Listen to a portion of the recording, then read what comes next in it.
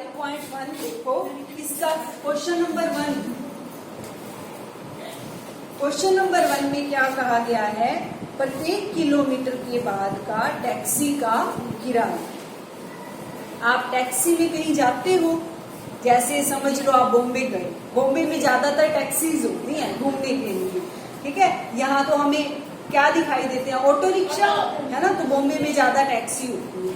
तो अब हमें ये बताया गया है कि टैक्सी का किराया कितना है। पहले किलोमीटर के लिए किराया कितना है? 15 रुपए। कहने का मतलब ये है, आपने बॉम्बे में कहीं घूमना है, आपने जिस जगह पर जाना है, अगर वो 1 किलोमीटर की दूरी तक है तो उसका किराया कितना है? 15 रुपए, ठीक है।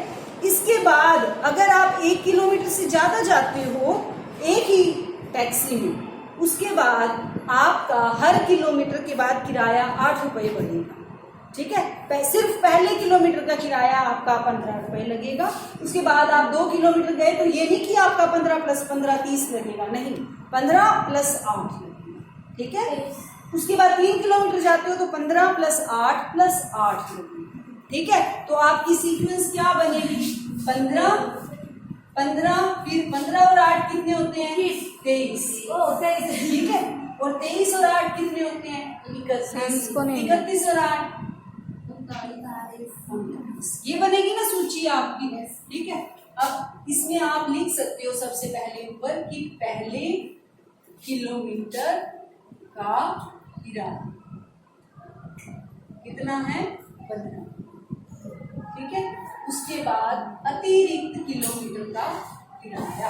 अब अतिरिक्त का मतलब आप जितने भी किलोमीटर जाओ वो इसमें आप ऐड करते जाओगे 8, ठीक। अब सूची बना ली हमने, ये पहले किलोमीटर का, ये दूसरे किलोमीटर का ये। अब मैं ये संख्या बना दूं, A1 कितनी है हमारी?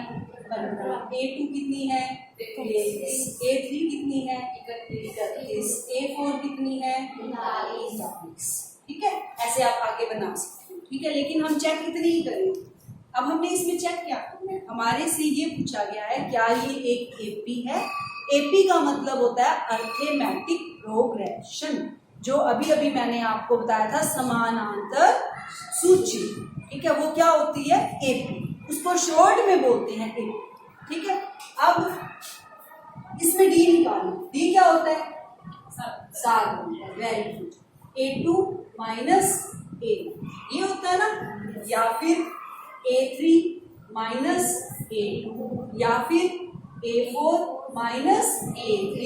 A2 - A1 का मतलब 23 - 15 कितने हुए? 8। फिर 31 - 23 कितने हुए? 8। फिर 39 - 31 8। मुश्किल है ये? बिल्कुल भी नहीं ना मुश्किल, कुछ भी नहीं करना आपने। पहले A1 A2 A3 A4 आपने खुद निकाल ली, ठीक है। उसके बाद आपने इनको देखकर पिछली संख्या में से पहली संख्या माइनस करते जाओ, आपका क्या निकल जाएगा? सार अंतर, यानी डी। वो आपका अगर समान है तो वो वाली सूची कैसी है? समानांतर श्रेणी है। अगर समान नहीं है तो समानांतर श्रेणी नहीं है। तो अब आप क्या लिखोगे? डी, यानी सार अंतर समान है।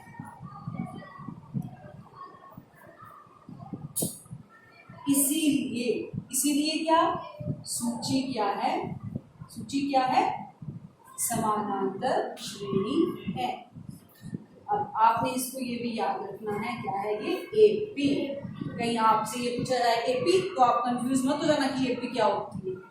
समानांतर श्रेणी, ठीक है। सूची समानांतर श्रेणी है, समझ आ गई? अब इसका दूसरा पार्ट देखो।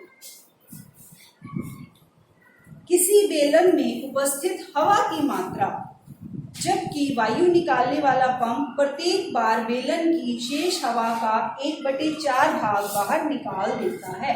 देखो कोई बेलन है, ठीक है, उसके में हवा की मात्रा मैं मान लेती हूँ कि उसके अंदर हवा की कुल मात्रा जो है वो जो शुरू से है वो कितनी है? x, ठीक है। माना बेलन में हवा की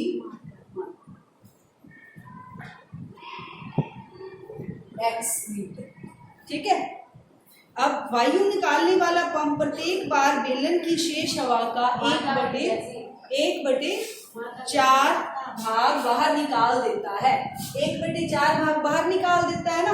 तो अब इसमें जो है शेष किसका 1/4 भाग करो। x का 1/4 कितना होगा? x का 1/4 का मतलब क्या होता है? गुणा। यानी x गुना 1/4 कितना हो जाएगा? x/4 हो गया। ठीक है। अब अगली बार हवा की मात्रा कितनी होगी? हवा की मात्रा अगली बार कितनी होगी? हवा की मात्रा x में से कितने घटाऊं मैं? x/4। इसका 1/4 घटा दिया ना, तो ये कितना आ जाएगा? 4x minus x। इसका एलसीएम ले लिया, कितना आ गया? ये 3x/4। ठीक है, समझ आ गई इतनी।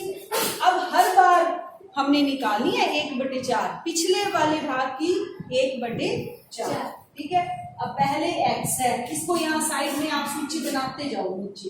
पहले x बनी हवा की मात्रा, फिर 3x/4। अब 3x/4 का क्या करोगे? 1/4। 3x/4 का 1/4 कितना हो जाएगा? 3x/16। ठीक है।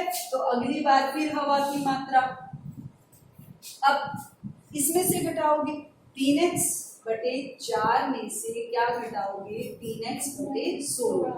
ठीक है। 16 चौके 4 और 16 का एलसीएम तो 16 आ जाएगा ना, है ना। 4 और 16 का एलसीएम निकालोगे आप तो क्या आएगा? 16 आएगा ना। 4 गुना 4 16। तो ये 4 से भाग दोगे 4 किए 12x माइनस 3x, यानी 9x/16। ठीक है। तो अब अगली सूची में क्या आ जाएगा? 9x/16। ऐसे ही आप निकाल दीजिए। अब इसको चेक करो क्या इसमें d समान है। अब इसका d निकालो। a1 क्या है? x। a2 क्या है? 3x। a3 क्या है? 9x/16। ठीक है। अब b का मतलब a2 माइनस a1 और a3 minus a1। a2 minus a1 निकालो पहले। 3x/4 माइनस x, इसके बटे 1 लगा दो। 4 एलसीएम 3x माइनस क्या आएगा? ये 4x, ये तो आ गया माइनस के x/4। अब इसमें करो 9x/16 माइनस 3x/4 क्या आएगा? ये 16।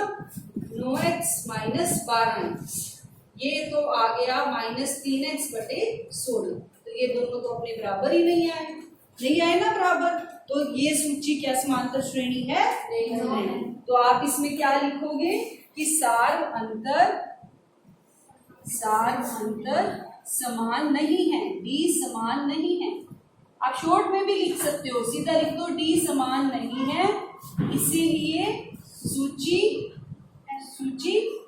समांतर श्रेणी या एपी लिख दो सीधा, एपी नहीं है। समझ आ गई? ठीक है।